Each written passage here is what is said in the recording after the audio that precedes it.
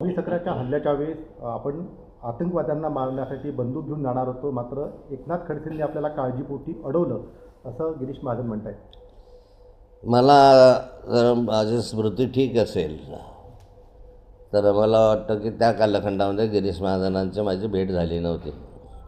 कारण ज्या दिवशी 26/11ची घटना घडली त्या दिवशी नंदुरबार जिल्ह्यामधील एका ग्रामीण क्षेत्रामधल्या खेड्यामध्ये मुक्कामाला होतो. विशेष म्हणजे आणि ही घटना मला त्यावेळेस ठेवून त्यावेळेस तिथे टी व्ही नव्हता, काही नव्हता. म्हणून मी आपले जयकुमार रावल यांच्या गावाला आलो. त्या ठिकाणी खात्री केली की काय झालं.